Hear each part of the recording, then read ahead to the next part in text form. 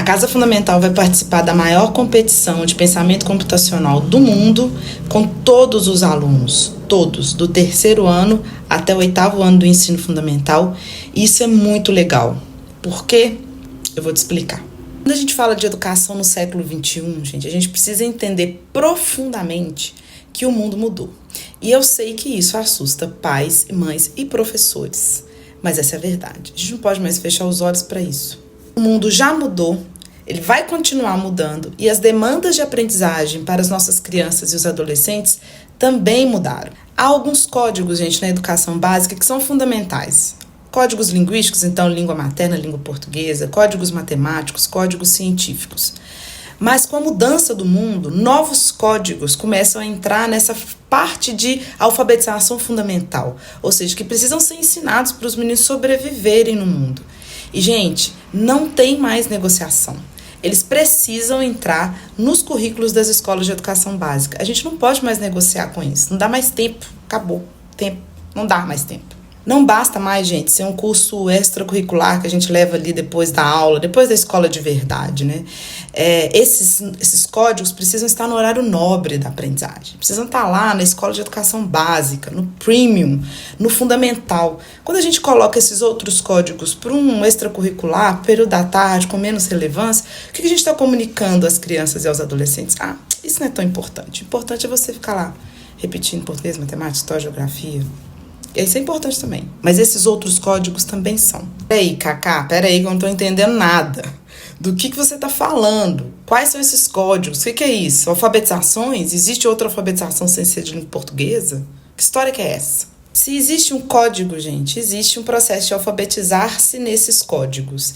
E eu estou falando, sim, de novas alfabetizações, novos códigos que a gente precisa ensinar às crianças e a nós mesmos também, para elas sobreviverem nesse mundo. E especificamente neste vídeo eu estou falando sobre pensamento computacional. Se eu estou falando de pensamento computacional, computação, você está falando de programação? Não. Eu estou falando do pensamento, do tipo de mentalidade que um programador, por exemplo, utiliza quando ele vai programar um código. Eu estou falando da mentalidade de resolver problemas de forma complexa, de decompor situações, de construir algoritmos. O pensamento computacional não é apenas sobre ensinar as crianças a programar, mas é ajudá-las a desenvolver a capacidade de pensar de forma estruturada, criativa e lógica. Claro que essa competência envolve o desenvolvimento de um monte de habilidades importantes, por exemplo, reconhecer padrões, abstrair informações muito importantes, desenvolver um passo a passo para resolver um problema complexo, que a gente entende, por exemplo, como algoritmo.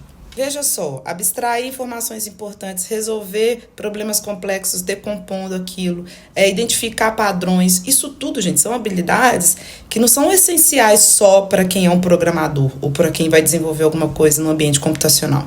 É para todo mundo, inclusive para mim, para você, adultos, que nós estamos aqui, ralando para sobreviver nesse mundo. Imagina para as crianças, isso é fundamental, não tem negociação.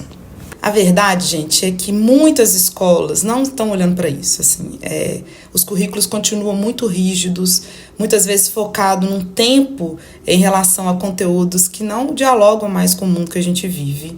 E isso, enfim, não foi a escolha da Casa Fundamental. A gente tem hoje um currículo de design e tecnologia que roda desde crianças de 5 anos até o final do Fundamental 2.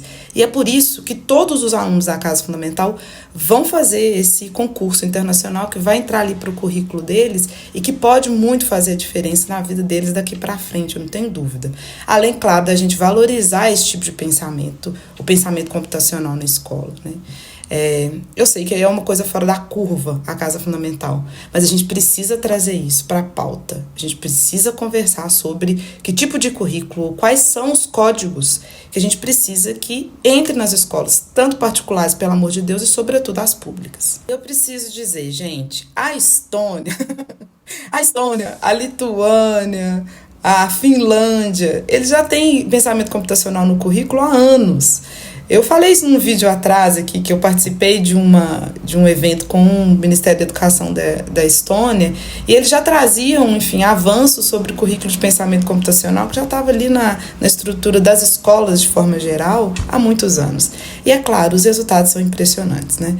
Tanto em capacidade cognitiva, então desenvolvimento dessas habilidades e competências mais complexas, quanto a aproximação mesmo de uma formação, de uma qualificação profissional muito mais ligada às profissões que vão ser mais valorizadas, que vão ter melhores remunerações no mundo daqui para frente, né? Então, sim, Estônia tá aí, Finlândia, todo mundo aí de novo, não tem jeito de não falar. E você, tá deixando seu filho para trás? Tá deixando seu aluno para trás? O que você pode fazer para melhorar a experiência educacional do seu filho e do seu aluno e do seu sobrinho e de quem você se importa ou cuida? Até!